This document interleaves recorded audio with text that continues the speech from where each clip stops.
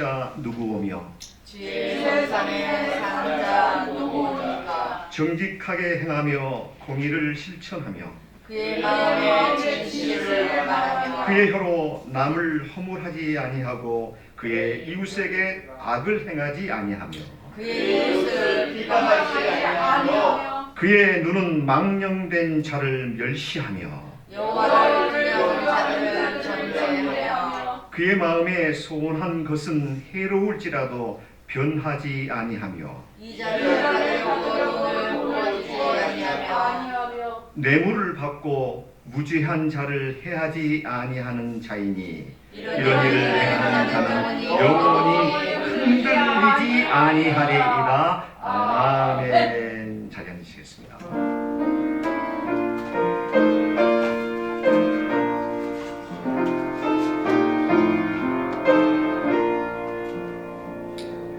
너 근심 걱정 마라 주 너를 지키리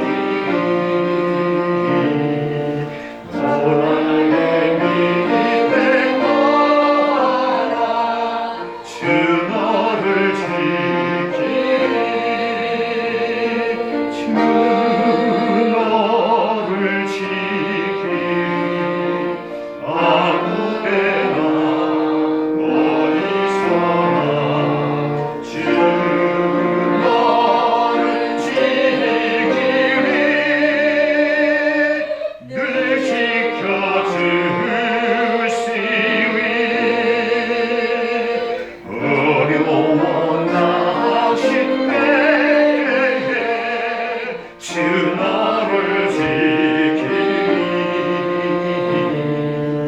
위험한 일을 당할 때주 너를 지키리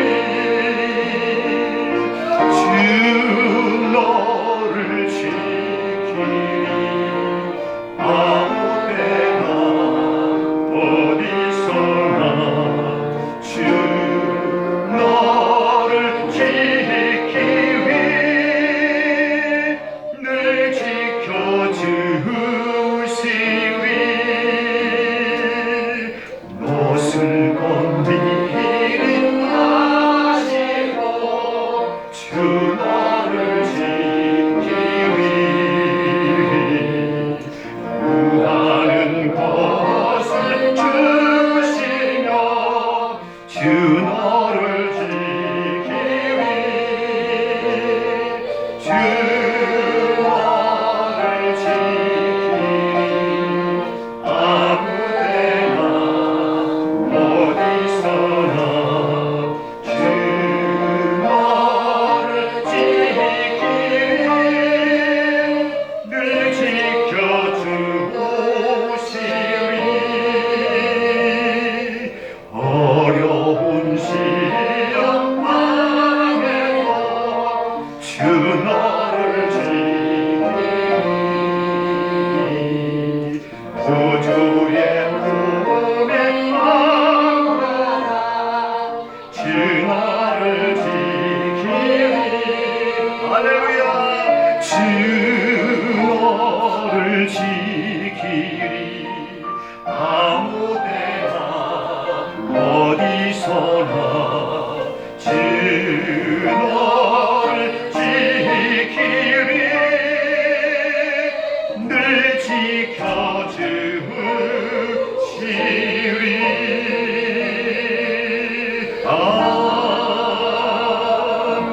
아멘.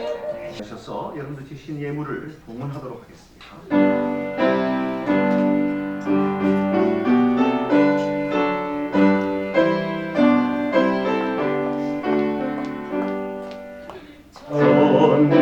전능하신 주 하나님 나를 순례자니 나는 신이 연약해도 주는 강하옵니다 하늘 양식 먹여주시옵소서 주시옵소서. 수정 같은 생명수를 마시도록 하시며 불과 구름 기둥으로 나를 인도하소서. 나의 주여 나의 주여 인과 담대 되소서. 인과 담대 되소서.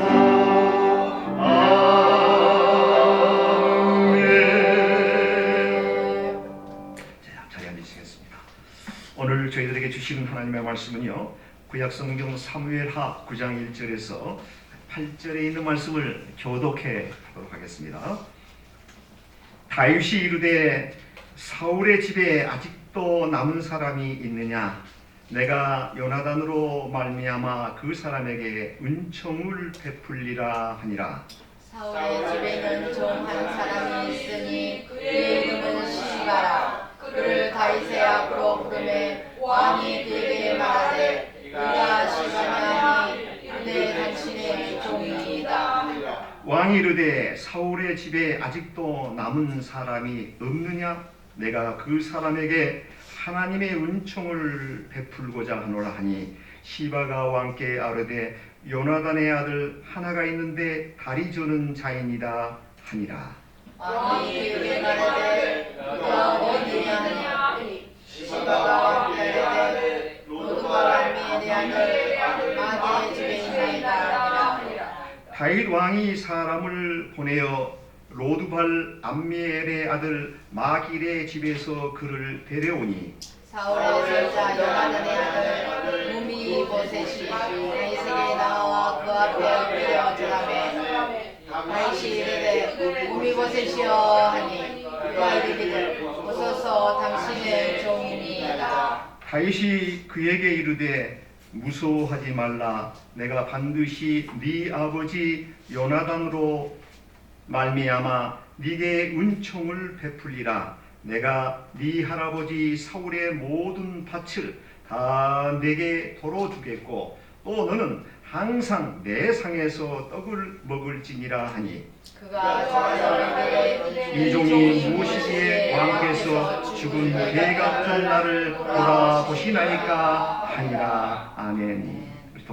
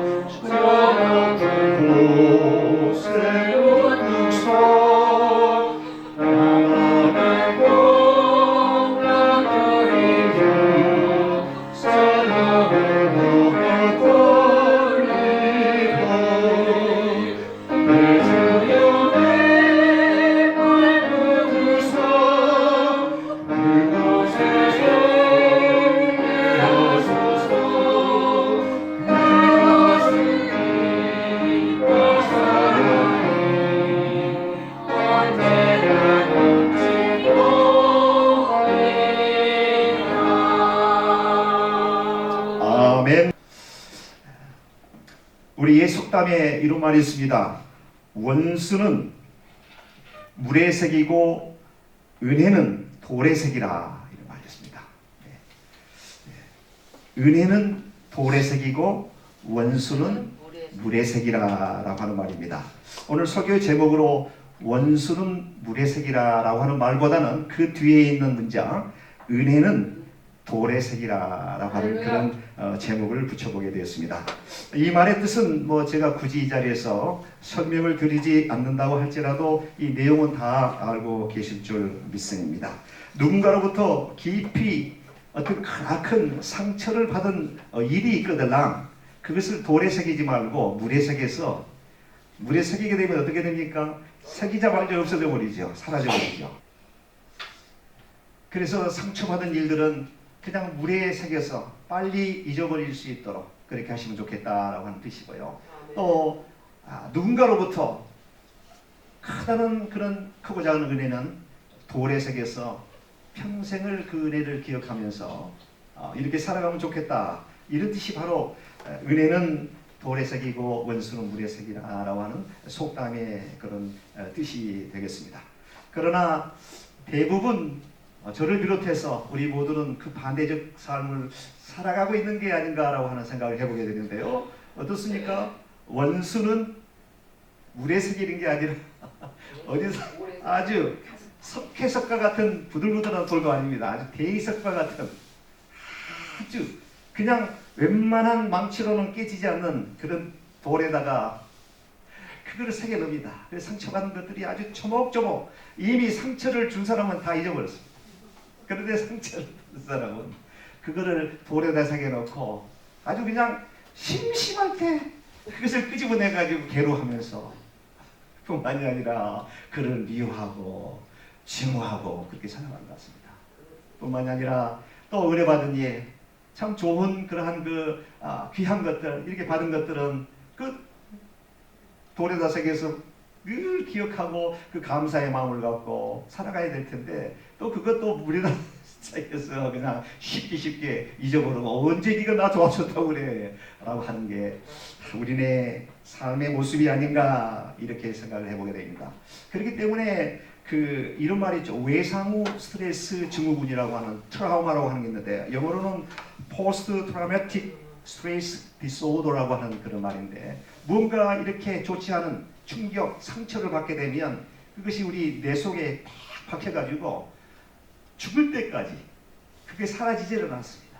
그래가지고 우리의 발목을 꼭 잡고 있습니다. 주님께서 사랑하고 용서하라, 원수가 뭐 어떻게 하면 어떻게 해도 되고 70번씩 7번이라도 용서하라 라고 말씀하셨는데 그거 용서하지 못합니다. 그냥 가슴속에 막 타고들고 생각날 때마다 터뜨리고 하는 그런 게 이제 외상 후 스트레스 증후군이라고 그러는데요. 트라우마라고 그러죠. 이런 것들이 우리 믿음 생활하는데 아주 되게 발목을 잡고 놓아주지를 않습니다. 이거 해결해야 됩니다. 그래서 오늘 말씀을 통해서 그런 것들을 하나 둘씩 털어버리는 귀한 기회가 되었으면 합니다. 오늘 본문에는 현대인에게서 쉽게 찾아볼 수 없는 매우 감동적인 삶을 연출해낸 다윗의 아름다운 이야기가 소개되고 있는데요. 저는 이 말씀을 묵상하면서 이 다윗처럼 이렇게 살았으면 좋겠다라고 하는 생각을 해보게 되었습니다.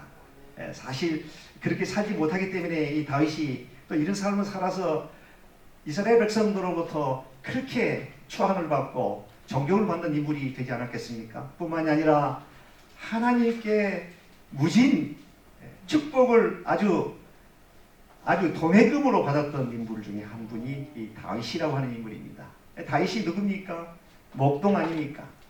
이새의 아들, 8번째 아들, 그것도 꼬랭 막내로 태어나서 형들은 그래도 키골이 장대하고 힘이 있어서 사울의 병사에 다 전입이 되어가지고 싸움터에 전장터에 나가서 아주 역동적인 그 일들을 하는데 이 막내 이 소년 다윗은 너무도 아마도 그 형들처럼 그렇게 건강하지는 않았던 것 같아요. 기골이 장대하지도 않고 뭐 그렇게 그냥 평범한 그런 소년이었던 것 같아요. 그래서 아버지가 이제 쳤던 그 양들을, 가축들을 네가 너는 뭐 전쟁에 나가서 싸울 만한 그런 기골이 장대하지도 않고 하니 너는 그냥 내일이나 도우면서 살아라 해가지고 결국은 들판 물과 푸른 초장을 찾아다니면서 양들을 끌고 이리저리 방황하는 방랑자처럼 유목민의 삶이 얼마나 고달픈 삶입니다. 그렇게 살아야만 되는, 그렇게 해서 살아서 죽어야만 되는 그 다윗이 어떻게 됐어요? 하나님께서 픽해서 우연찮게 하나님의 눈에 들어서 결국은 이스라엘 통일왕국의 두 번째 뭐가 됐습니까? 왕이 되었지 않습니까? 네, 그런 인물입니다. 그래서 다윗이 참 훌륭한 분은 훌륭한 분이다. 물론 그의 인생에 있어서 100%다 잘한 일만 있는 건 아니죠. 그게 실수투성입니다. 또 따지고 보면 우리네하고 매번 다를 바 없는데 특별히 다윗이 하나님께로부터 복을 받았던 이유는 오늘 이 본문 속에서 나오는 이러한 성품과 품성을 가졌기 때문이 아닌가라고 하는 생각을 해보게 되면서 다윗처럼 살기를 원합니다. 진심으로 하는 생각을 해보게 되었습니다. 그런데 오늘 본문에 보게 되니까 다윗이라고 하는 인물이 나오고요. 그 다음에 무비보셋이라고 하는 인물이 나오는데 이 무비보셋, 여러분들 성경을 심도 있게 묵상하지 않은 분들은 이 사람이 도대체 누구냐? 처음 들어본 일인데 수십 년간 예수 믿었지만 무비보셋이라고 하는 이름은 오늘 처음 들었다 하시는 분 아무도 없으시다고 하지.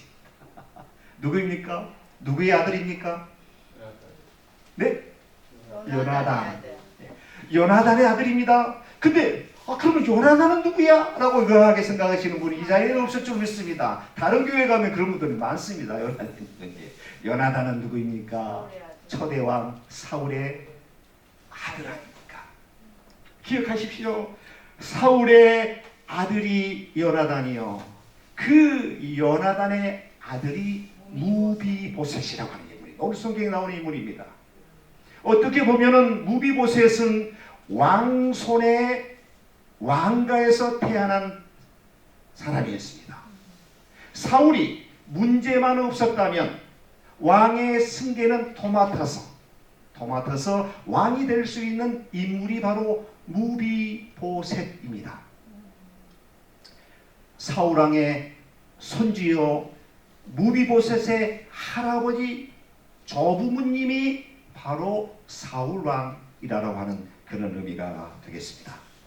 그런데 불행하게도 사울왕이 하나님의 말씀을 어기고 그의 심령 속에 악령이 들어감으로 말미암아 느닷없이 이스라엘의 은인 중에 은인이요 이스라엘을 구출해낸 이 다윗을 질투하기 시작하면서 악령이 들어가면서 끊임없이 다윗을 죽이려고 혈안이 돼가지고 병사들을 이끌고 이 다윗 저놈이 지가 뭔데 이스라엘의 왕은 난데 백성들이 사울은 천천히요 다윗은 만만이요라고 칭송하니까 거기에 질투심이 발동이 되게 되고 시기심이 발동이 되면서 급기야 저놈을 내가 해치지 않고는 이 왕을 제대로 할 수가 해먹을 수가 없겠다라고 하는 사악한 욕심이 그를 자리 잡게 되면서 결국은 하나님의 눈에 벗어나게 되고 벗어남으로 말미암아 다윗은 죽게 되고 죽게 됨으로 말미암아 그 일가가 완전히 소멸되어 버리고 결국은 왕권이 사울 왕의 자식들로 해가지고 계승이 되어야 됨에도 불구하고 목동 출신인 하나님의 마음에 흡족히 들었던 다윗에게 왕권이 승계가 되면서 사울 왕가는 완전히 퇴락의 길로 접어들게 되었다라고 하는 점입니다. 영원히 역사 속에 대항길로 사라져버렸다고 하는 것이죠. 그런데 조금 전에도 제가 말씀드렸지만 이 사울왕과 이 다윗의 관계는 처음에 시작은 아주 좋았습니다. 지난주에도 제가 말씀드렸죠. 골리앗이라고 하는 장수를 이스라엘이 골리앗 블레셋 병사들 앞에서 벌벌벌 떨고 있을 때 우연찮게 아버지 심부름으로 곡식한 에바와 떡 10덩어리, 치즈 10덩어리를 들고 형들이 전장터에 나가 있는 그곳에 그냥 아버지 부탁을 받고 그곳에 갔다가 블레셋 전투에서 최전 전방에 서게 되고 자신이 가지고 있었던 성나온 사자나 늑대 이리리들이 자기 치는 양들을 해칠 때에 그 맹수들을 해치기 위해서 사용하였던 조그만한 조약돌과 같은 물맷돌 그 5개를 가지고 쳐서 결국은 적장 골리앗을 쓰러지게 만들고 블레셋을 오합지졸로 만들어서 결국은 이스라엘을 블레셋 전투에서 대승전거를 거하게 되고 거기에서 어떻게 되었습니까? 왕이 되는 역사적인 순간이 거기서 이루어지게 되었습니다. 그렇기 때문에 사울과 다윗과의 그 관계는 조금 전에도 제가 말씀드렸지만 악연 시작은 참 좋았지만 훗날에 시기심, 질투심, 악령이 들어가면서 아무 죄도 없는 은인 중의 은인인 다윗을 죽이겠다고 집요하게 쫓아다니면서 이리저리 방랑자처럼 피난민처럼 도망다니는 그런 신세가 다윗이에요. 어떻게 보면 다윗으로 봐서는 철천지 원수요. 은혜로 갚지 못하는 대적하는 사악한 그런 인간으로 볼 수밖에 없는 그런 그 관계가 사울과 데이빗과의 관계가 그렇게 되어 있다고 하는 점입니다. 그런데 그런 상황 속에서 사울의 아들 중 요나단이라고 하는 아들은 자신의 아버지가 다윗을 아무 이유도 없이 해치려고 하는 그런 상황 속에 아마도 요나단은 아버지지만 사울왕이 하는 행동이 이건 하나님께서 인정할 수 없는 죄악된 행동이다라고 하는 것을 아마 분명히 깨달았을 것입니다.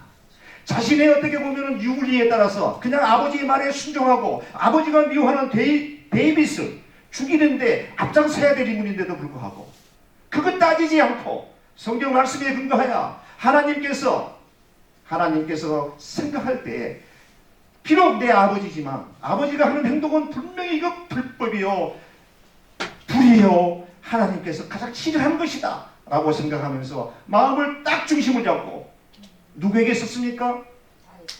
아버지의 원수가 되는 다윗 편에 딱 서서 중심을 잡고 흔들리지 않고 누가 뭐라 하더라도 아마 주위에서 그랬을 거예요. 아니 네가 사울의 아들로서 어떻게 아버지의 그 명령을 따라야지 다윗이 뭔데 다윗이 밥을 먹여주냐 잠을 재워주냐 떡을 주냐 아마 이랬을 거예요. 왜 그 편에 섰냐라고 아마 비아냥도 많이 걸렸을 거예요. 비아냥도 많이 했을 거예요. 그러나 요나단은 그렇다. 내가 비록 나한테 득이 되는 일이 아버지를 순종해야 됨에도 불구하고 그건 아니다. 내가 좀 불리하더라도 하나님께서 함께하는 이 다윗을 내가 보호해야 된다. 지켜야 된다. 이런 분명 필격 여호와 하나님께서 내 아버지보다는 지금 쫓기는 신세가 되어 죽을 위에 놓여 있는 이 다윗이 하나님께서 점지어놓은 그런 인물일 거야 하고 어떻게 보면 왕위를 숭배받아야 될 요나단은 아니야 난 아니야 분명히 하나님께서 내 아버지 후계자로 너를 왕으로 삼을 거야 미리 알았다라고 하는 것이죠. 그래서 끊임없이 다윗을 뒤에서 음으로 양으로 도와주고 아주 위기적 상황에서 아버지의 정보를 다윗에게 이야기해 줌으로 인해서 그 어려운 상황을 피해 나가게 하는 아주 어떻게 보면 다윗이 죽을 수밖에 없는 결정적 이유 속에서 요나단의 도움이 아니었다면 죽을 수밖에 없는 상황인데도 불구하고 피해가면서 목숨을 유지하게 되는데 결정적인 역할을 했던 장본인이 바로 누구입니까? 요나단입니다. 사무엘상 19장에 보게 되면은 여러분들 집에 돌아가셔서 사무엘상 하나 읽어보십시오. 대하 드라마 이유도 아닙니다. 어쩜 이렇게 재밌게 2000년 전에 2500년 전에 이스라엘에서 일어나는 사건들이 오늘 21세기에 이 현대사회에서 우리가 겪고 있는 그 여러 가지 스토리들이 여기서 일어나는 상황을 보면서 아 그렇지 우리가 어떻게 살아야 되겠다, 내 삶은 어떤 삶을 살아가야 되겠다라고 하는 것을 그 말씀 속에서 지혜를 터득하게 된다고 합니다. 기가 막힙니다. 얼마나 재밌는 모습입니다. 뿐만이 아닙니다. 다윗을 그렇게 도와줄 뿐만이 아니라 아버지를 설득합니다. 성나 있는 아버지, 악령이 들어가서 사울을 보기만 하면 단칼에 목을 벨 정도로 아주 극악무도한 상태에 흥분되어 있는 아버지에게 가서 아버지의 팔을 잡고 아버지요, 아버지 당신이 하는 행동은 올바른 행동이 아닙니다. 하나님께서 이거 원치 않는 행동입니다. 다윗이 뭘 잘못했습니까? 다윗이 아버지에게 한 행동이 무엇입니까? 반역을 빼었습니까? 뭘 했습니까? 부정부패를 했습니까? 사람들을 폭행합니까? 목숨 걸고 우리 이스라엘을 위해서 싸웠던 다윗이 의인 중에 의인이요 영 중에 영이 아닙니까? 아버지 그러시면 안 됩니다 라고 아버지를 설득했던 내용이 사무엘상 19장 4, 5절에 보면은 아주 그런 내용들이 아주 위열하게 나타나 있는 것을 우리는 볼 수 있습니다. 한마디로 말씀드리면 사울에게 그런 아들이 있었다라고 하는 것이 어쩌면 또 사울에게는 큰 축복이 아닌가 싶은데 그 얘기를 듣지를 않습니다. 아들의 얘기를 야 이놈아 너는 몰라서 그래. 분명히 저 녀석이 나의 목을 베고 반역을 빼어서 이스라엘의 왕이 되려고 지금 속으로는 꾹꾹이 속을 앓고 있는 거야. 네가 몰라서 그래. 이렇게 하면서 요나단의 얘기를 아마 듣지를 않았을 거예요. 더욱더 다윗을 죽이기 위해 혈안되어 있는 상황 속에서도 그의 아들 요나단은 다윗과의 한 약속, 지금은 내가 약자로서 네가 지금은 약자로서 있을 줄, 나는 강자 갑으로서 있을 줄 모르지만 앞으로도 상황이 바뀌더라도 네가 갑이 됐을 때 나를 꼭 지켜다오 라고 하는 아주 요나단이 다윗과의 아주 처절한 그 약속을 하는 것을 성경을 통해서 볼 때에 여기서 요나단과 다윗 아주 서로 정말로 깊은 우정의 관계가 아니었는가. 거기서 다윗은 비록 원수 같은 사울의 아들이지만 마음속으로는 그렇지, 요나단은 내가 죽어도 평생을 가도 잊을 수 없는 나의 생명 중의 생명이라고 아마 다짐했을 줄 압니다. 성경에는 그런 내용이 나와지 않고 사무엘 하에 보게 되면 이제 그런 내용들이 나옵니다. 약속을 꼭 지키겠다는 그런 얘기들이 나오죠. 그리고 시간이 무럭무럭 10수년이 흘러갔습니다. 다윗도 요나단으로부터 받았던 은혜를 잊어버렸습니다.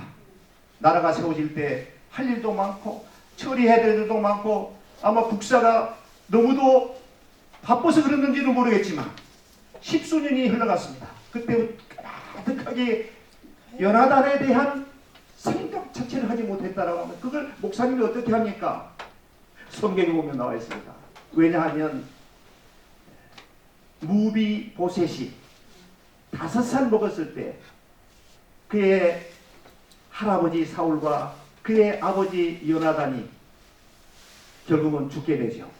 죽게 될 때 거기 왕골에서 하녀로 시녀로 활동했던 시바라고 하는 여인이 5살 먹은 무비보셋 왕손 세 손을 안고 야밤에 사람의 눈을 피해 병사들의 눈을 피해 도주하다가 그만 이 아들을 떠들었다. 그래서 하반신이 거의 실수 없는 불구자 신세가 세워버렸어요. 근데 이 아들이 지금 이 말씀이 진행되기 전의 상황에는 이미 장성했고 무비보셋이 또 자식이 있었다는 거죠. 그걸 볼 때 정확한 그 기간은 우리가 예측할 수 없지만 통상적으로 볼 때 한 10수년이 지났을 것이다 라고 하는 생각입니다. 10수년이 흐른 상황 속에서 다윗은 요나단에 대해서 생각할 수 있는 그런 찬스가 없었다. 어느 날 갑자기 그렇지, 내가 죽을 위기에 놓였을 때 나를 피난하게 만들고 어둠 숨을 곳을 찾아주고 아버지의 그 비밀과 같은 정보를 나에게 알려줘서 내가 사울로부터의 그 역경의 순경을 모면할 수 있도록 나를 지켜줬다. 요나단이 있었는데 어떻게 됐지? 그가 어떻게 살았을까? 요나단은 죽었죠. 요나단의 그 가족들은 어떻게 됐을까? 이걸 생각하게 됩니다. 그러면서 오늘 본문이 그렇게 시작이 됩니다. 다윗이 이르되 사울의 집에 아직도 남은 사람이 있느냐라고 부하들에게 이제 물어봅니다. 그러면서 내가 요나단으로 말미암아 그 사람에게 받은 바 은혜를 갚겠다 이 생각을 하게 됩니다. 그때서 요나단을 생각하고 혹시라도 요나단의 그 가족들이 살아있다라고 하면 과거에 나에게 베풀었던 그 은혜를 내가 갚아야 되겠다라고 생각하고 병사들을 불러서 수송을 하기 시작합니다. 그런데 참으로 군 뉴스가 들려옵니다. 왕가에서 하녀로 궁궐에서 살았던 시바라고 하는 이 한 노파가 생존해 있다라고 하는 소식을 듣게 됩니다. 시바를 불러와라! 병사들이 가서 부하들이 가서 시바를 데려왔습니다. 꼬부랑 할머니가 되었습니다. 다 남뚱한 상황에 있었습니다. 시바가 다윗 왕에게 불려왔어.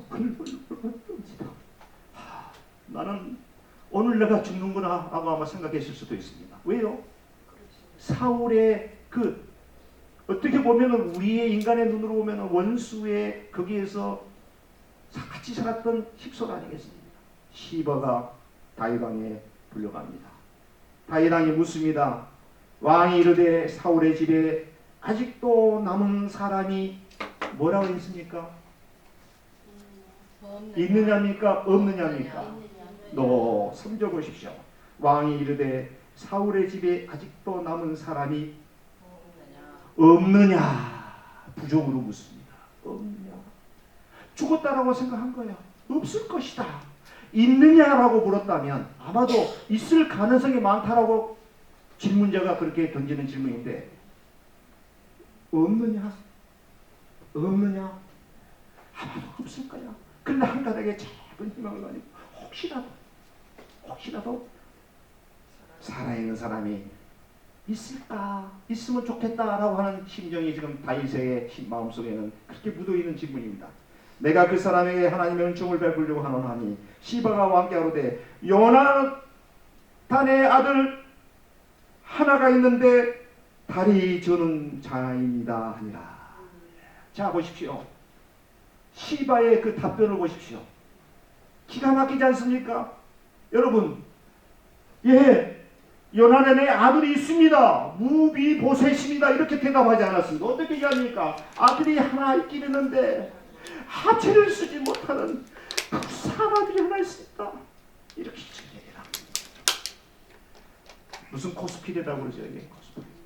불쌍한 코스프레 작전에 시바가 그렇게 얘기합니다. 왕이시여 있는데 부르지 않습니다. 아들이 하나 있습니다. 저는 이 말씀을 읽으면서도 가슴이 찌하고는 우리 인간의 우리 모두의 마음속에 내재되어 있는 그 인간성을 여기서 발견하게 되었습니다. 있느냐? 왕이 그에게 말하되 그가 어디 있느냐 하니 시바가 왕께 말하되 노두발 암미엘의 아들 누굽니까? 거기 있나이다. 그 집이 무비보셋의 외가댁이라고 합니다. 이제 왕가가 다 몰락해버리고 가족들은 다 죽어버리고 부모고 뭐고 다 죽어버리고 이제 거의 보면 집고 생활을 하는 상황입니다. 혹시라도 다윗의 병사들에게 눈에 띄게 되면 당장이라도 붙들려서 죽어야만 되는 그런 위협천만한 상황 속에 무서워서 숨어들입니다. 집게죽에 있는 그런 상황이 무비보셋이 거기에 있다고 하는 것이죠. 그러자 다윗 왕이 사람을 보내어 로두발 암미엘의 아들 마길의 집에서 그를 데려오라. 사울의 손자 요나단의 아들 무비보셋이 다윗에게 나와 그 앞에 엎드리고 부들부들 떨면서 그나마 우리 가족에서는 유일하게 살아남은 자가 난데 근데 나까지 여기서 죽는구나 라고 생각하지 않겠습니까? 벌벌벌 떨면서 이렇게 보니까 다윗이 그렇게 얘기하죠. 무서워하지 말라 무서워하지 말라 하면서 안심을 시킨 후에 너 아버지와 나와의 그 과거에 있었던 얘기들을 아마도 얼마나 참 애절하게 얘기했겠습니까? 사실 이러이러해서 너 아버지가 내 생명을 구원해준 그 은인이야. 무서워하지 말라. 이제 내가 너 아버지한테 받은 은혜를 갚아야 될 때가 왔다. 갚아야 될 때가 왔다.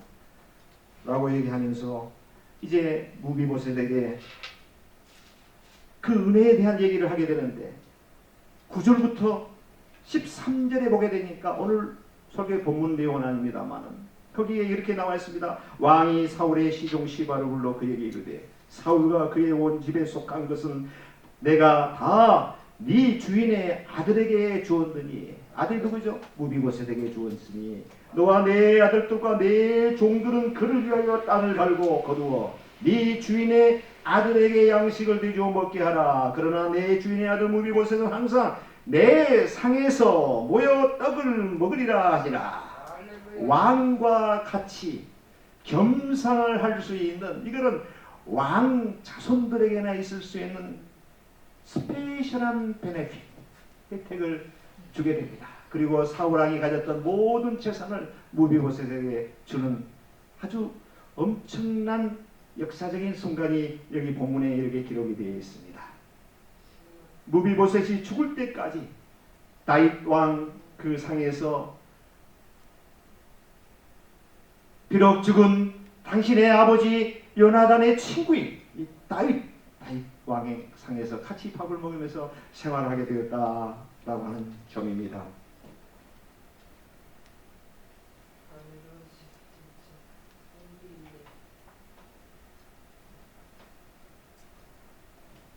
세상의 대부분의 사람들은 은혜를 쉽게 잊고 살아갑니다. 하지만 하나님의 사람들의 모습은 그와 다릅니다. 분명히 달라야 합니다. 다윗에게서 보여지는 그의 모습 속에서 비록 우리는 각박한 세상에 살면서 우리가 어떻게 살아야 될 것인가를 우리에게 잘 보여주는 말씀이 오늘 본문의 내용이 아닌가 이렇게 생각해 보게 됩니다. 이민교회에 수많은 목회자들이 있습니다. 그들이 안고 있는 공통적인 질병이 하나가 있는데 배신감에 의한 스트레스라고 합니다. 처음 성도들이 미국에 오면 손발이 돼서 데리고 다니면서 아이들 학교 입학하는 것, 또 운전면허증을 따게 하는 것, 슈퍼마켓에 가서 물건 사는 방법, 우체국 가서 편지 붙이는 방법, 공중전화하는 방법, 전화 어카운트 오픈하는 거, 은행 어카운트 오픈하는 거, 아주 정말 손과 발이 되어서 쫓아다니면서 도와줍니다. 그리고 교회에 열심히 신앙생활을 한다 합니다. 그러나 불행하게도 이민생활을 조금 한다 싶으면 사요나라 하고 떠납니다. 거기에서 작은 교회 목사님들은 심한 자괴감과 배신감을 느낀다는데 사실 그 배신감 느끼면 되겠습니까? 뭔가를 보상을 바라고 그렇게 도와줬다고 하는 거 아닙니까? 그러나 인간인지라 그렇다고 하는 것입니다. 그래서 많은 작은교회 목사님들이 가슴을 치고 배신감에 휩싸여 그걸 해결하지 못하고 전적으로 하다 당뇨병이 들고 스토를 쓰러지는 그런 목사님들이 많이 있습니다. 은혜로 갚지 못하는 은혜를 돌에 새기지 않고 물에 새기는 그런 우리들의 모습이 아닐까 이렇게 생각을 해보게 되었습니다. 잠시 이 시간에 우리 과거의 우리의 삶을 돌이켜보도록 하겠습니다. 어떤 은혜를 돌에 새기기보다는 물에 새겨서 그 사람들이 베풀어줬던 은혜를 까마득하게 흘리고 사치는 사라지지 않느냐 생각을 우리가 하면서 이 시간에 한번 회개하는 시간을 가졌으면 좋겠다고 하는 생각이 듭니다. 동영상 하나 좀 보여드리겠습니다. 총선이 아빠, 진영이 아빠. 항상 미안해요, 걔한테는.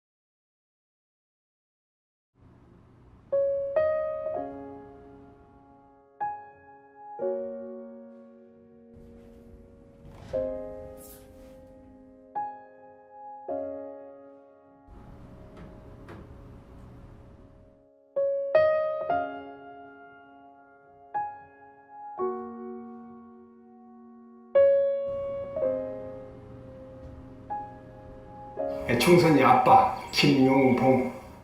난 신왕철 아빠 신현기. 이영근입니다. 큰아들이. 저 영우 아버지 되는 사람입니다. 조유섭 아빠. 진영이 아빠. 성함은 김성복. 생각나지요. 그 아들, 딸만 낳다가 아들 가졌는데 요번에도 딸이 못할까 했는데 네 엄마, 아빠, 동생한테 신경 써주고 고맙고. 부모로서 이렇게 뭔가를 충분하게 해줘야 되는데 그런 것도 못 해주고 그래서 참 마음이 아픕니다. 아들이라는 것은 어느 누가 바꿀 수도 없는 것이고 크게 뭐 도와주지도 못했고 했는데 그들이 알아서 잘 커가지고. 계속 부족한 게 부모 마음 아닐까요? 죽는 순간까지. 그런 제가 그런 마음으로 살고 있어요. 계속 부족한 거예요. 너무 엄하게 했던 게 그게 좀 미안하다. 미안해요.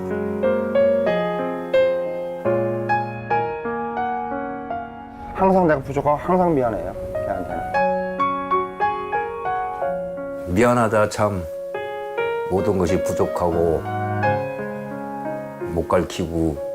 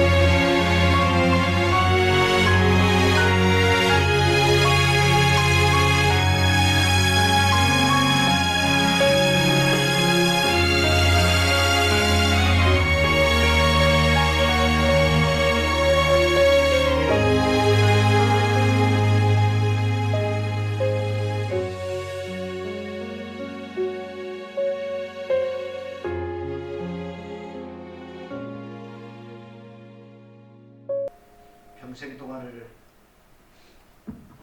기억해야 될, 우리가 갚아야 될 은혜는 우리를 낳아주신 부모님입니다. 두 번째 우리가 기억해야 될 은혜는 하나밖에 없는 아들 그리스도를 이 땅에 보내주시고 죄로 말미암아 영원한 삶, 죽을 가게 없는 삶을 보내주시고 하나님의 사랑, 예수 그리스도의 피의 사랑, 이 사랑은 우리가 죽을 때까지 평생 우리의 세계에서 간직해야 될 그런 삶이 아닌가 이런 생각을 해보게 됐습니다. 또 우랑으로 미국에 왔을 때 처음 나에게 도움을 주었던 분이 누굴까? 그 사람을 생각하며 저는 그 은혜를 길이 기리는 그런 것도 중요하다고 생각해 봅니다. 저는 개인적으로 이 말씀을 준비하면서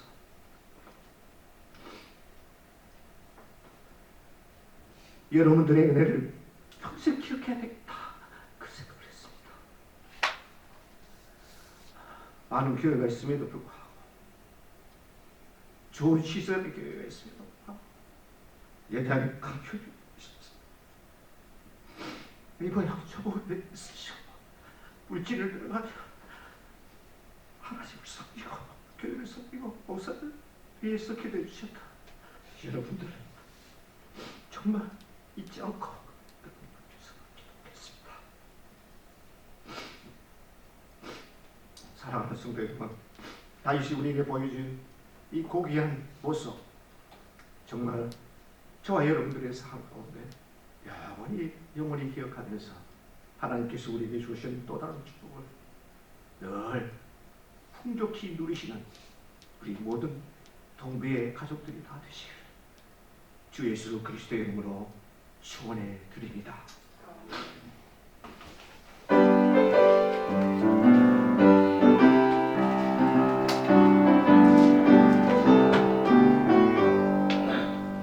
변찮은 주님의 사랑과 거룩한 보혈의 공로를 우리 다 찬양을 합시다. 주님을 만나볼 때까지 예수는 우리를 깨끗게 하시는 주시니 그의 피 우리를 눈보다 더 이게 하셨네. 우리를 깨끗게 하기를 무궁한 생명의 물새 생명의 구원을 받은 자 하나님 찬양을 합시다.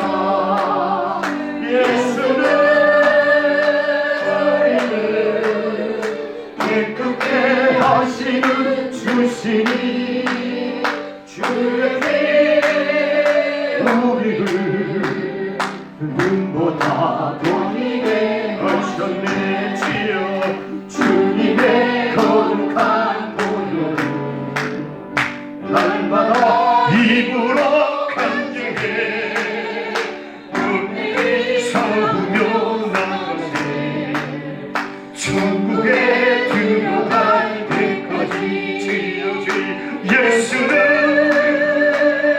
우리를 깨끗게 하시는 주시니 그의 피 우리를 눈보다 더 비게 하셨네.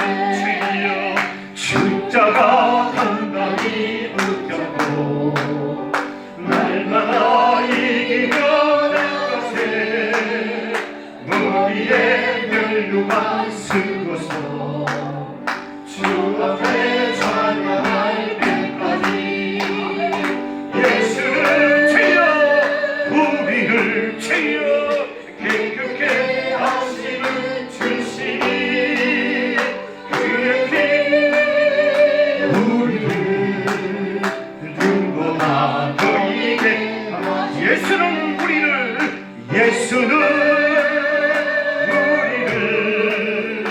깨끗게 하시는 주시니 그의 피 우리를 눈보다 더 이게 하셨네.